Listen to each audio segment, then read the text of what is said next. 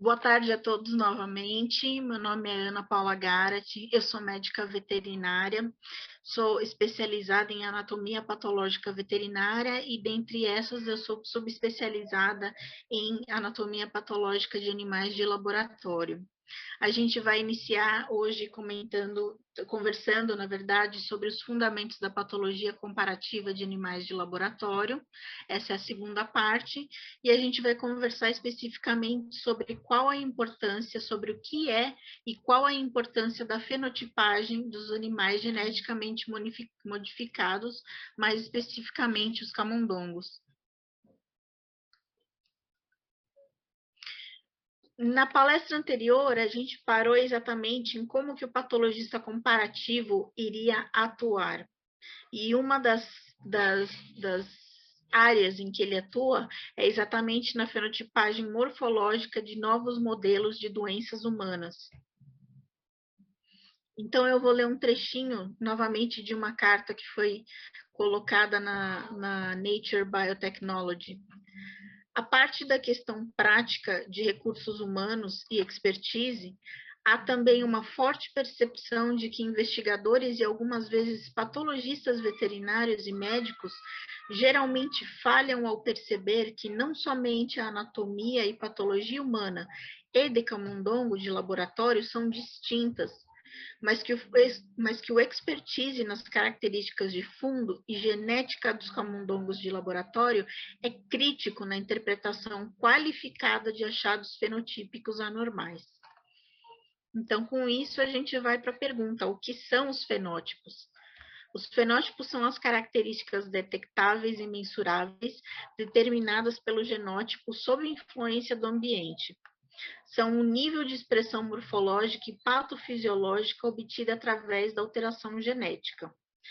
Os fenótipos, eles podem ser previsíveis ou não, você pode fazer uma alteração genética naquele animal e ele vai te corresponder com o que você já estava esperando que fosse acontecer com aquele animal, como ele pode te surpreender, inclusive até se tornando em um modelo de doença humana que você não esperava.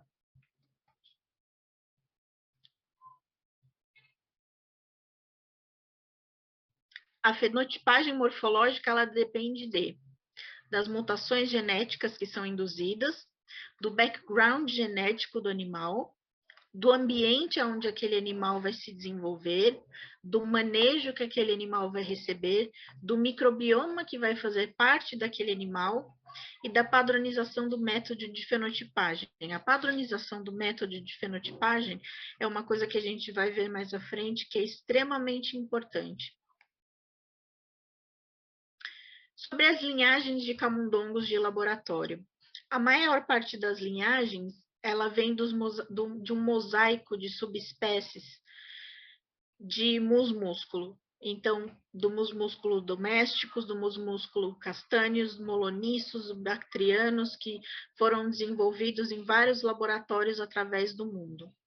As linhagens mais comuns que a gente tem hoje em dia, que são as linhagens consanguíneas inbred ou isogênicas mais comuns, são o C57 Black 6, o BALB-C, o C3H, o 129, o FBN, o Swiss Webster, que não é consanguíneo, o NUD, o NOD, e esses são apenas alguns para citar aqui. Então, quando a gente fala das linhagens de camundongo de laboratório e os seus fenótipos, a gente fala das doenças de background que cada um deles tem. Não só as doenças, mas as características fenotípicas de cada animal. E no contexto da patologia, a gente tem que saber as alterações que esses animais comumente têm. O mais comum de todos e o mais utilizado é o C57 Black 6, que é o padrão ouro de linhagem de fundo para a criação de animais geneticamente camundongos geneticamente modificados. Né? Então, esse animal tem bastante melanina na pelagem, em válvulas cardíacas, em cápsula esplênica, nas meninges, vasos sanguíneos, glândulas paratireoides, e isso é uma das características da espécie. Ele também tem bastante propensão à hidrocefalia, neurodegeneração hipocampal, microftalmia, anoftalmia, degeneração coclear e deficiência auditiva senil, maloclusão, predisposição ao Barberin, a alopecia e a dermatite estafilocócica, a proteinose e alienose epitelial e a amiloidose. Várias linhagens têm propensão à amiloidose. Em termos de neoplasia, os tumores que mais acometem o C57 Black 6 são os linfomas, os hemangiosarcomas e os adenomas de glândula pituitária. Aqui para ilustrar só.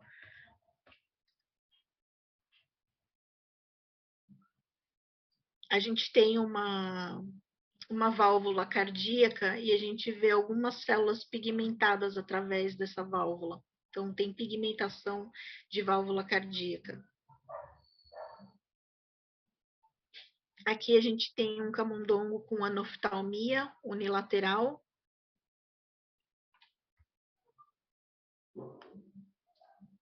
E a genesia do nervo óptico.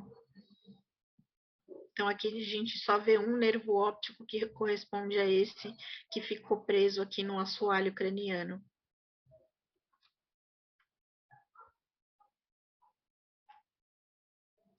O Balbicê é um camundongo albino. Os machos dessa linhagem são bastante agressivos. Eles têm propensão à degeneração miocárdica, trombose auricular, mineralização distrófica de parede ventricular direita livre, abscessos periorbitais, opacidade de córnea, conjuntivite e blefarite, aplasia de corpo caloso, são bastante resistentes à amiloidose, que é bastante importante. Essa resistência à amiloidose dele faz dele um bom candidato para estudos que envolvem inflamação, considerando que tem outras linhagens que são bastante propensas ao desenvolvimento de amiloidose. Esse é um plus, né, do Balbicê. E os tumores aqueles são mais propensos são os adenomas pulmonares, como um daquele que a gente viu na aula anterior, linfoma, adenoma e o adenoma adrenocortical. O C3H. O C3H é um animal de pelagem agute e eles são cegos devido à mutação no Retinal Degeneration 1, no gene Retinal Degeneration 1. Eles têm opacidade de córnea, perda auditiva senil, degeneração e mineralização de miocárdio, alopecia areata senil, são suscetíveis ao vírus da neoplasia mamária murina. Eles têm uma alta incidência de neoplasia mamária por conta disso e também tem uma alta incidência de tumores hepatocelulares. E aqui eu vou ler uma anedota também presente na carta dos patologistas à Nature Biotechnology, que, na verdade, eu não sei exatamente se realmente ocorreu, mas se ocorreu foi uma triste coincidência, mas, como eles dizem aqui, exemplificado na forma mais explícita pelo conto do investigador que fez mutantes, dos quais se esperava que desenvolvessem lesões do sistema visual, em camundongos da linhagem C3H, os quais são todos homozigotos para o gene de degeneração retinal 1, que resulta em cegueira de todos os camundongos ao desmame, independente de sua manipulação experimental. Ou seja, não poderia ser uma escolha mais infeliz se você pretende trabalhar com problemas de ordem visual, você escolher um camundongo C3H.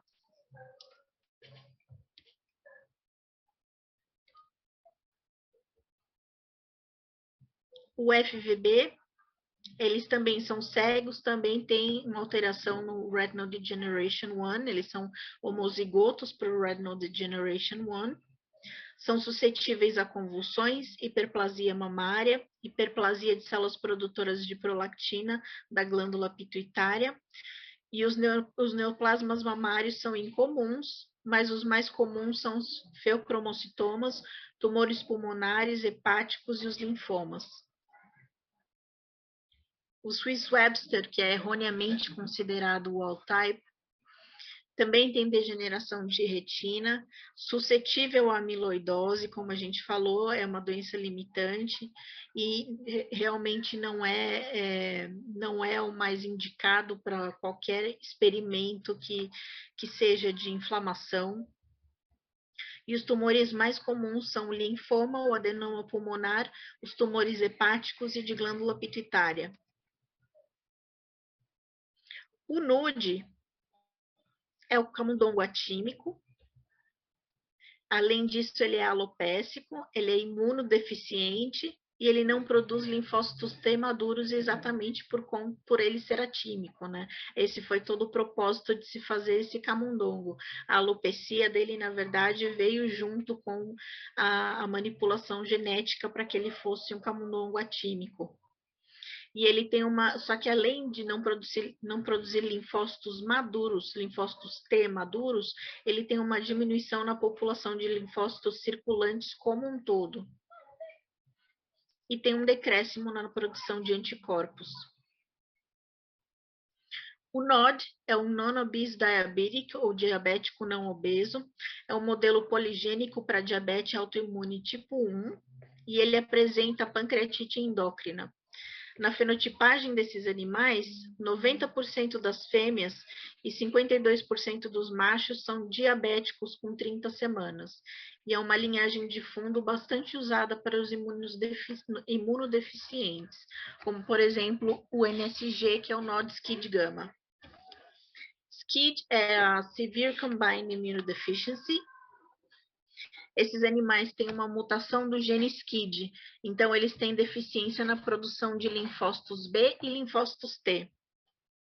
A mutação no receptor da interleuquina 2, na cadeia gama do receptor da interleuquina 2, os faz deficientes funcionais em células NK. Então, eles produzem células NK, mas elas são deficientes. Se não me engano, esses animais também produzem neutrófilos e os neutrófilos também não são funcionais. Então, aqui novamente, para ilustrar, a gente vê por algumas linhagens aqui, é um cérebro de um Swiss Webster com adenoma pituitário, geralmente são adenomas de pares distales que a gente vê nesses animais. Aqui tem um DBA com um fígado já com várias nodulações e até um nódulo aqui meio que separado do restante dos lobos. O SJL, que é uma das linhagens que tem o tumor mamário viral endógeno. Então, ele faz linfoma, além de tumores mamários, ele faz linfoma periférico e linfoma central. Aqui a gente vê alguns nódulos de linfoma nos intestinos. Aqui é o C3H, novamente, ele tem o tumor mamário viral endógeno, então eles têm bastante propensão a fazer esses tumores mamários. Aqui um linfoma tímico, num SCID. E aqui um pulmão com uma nodulação em um lobo, que é bastante comum em várias linhagens de camundongos.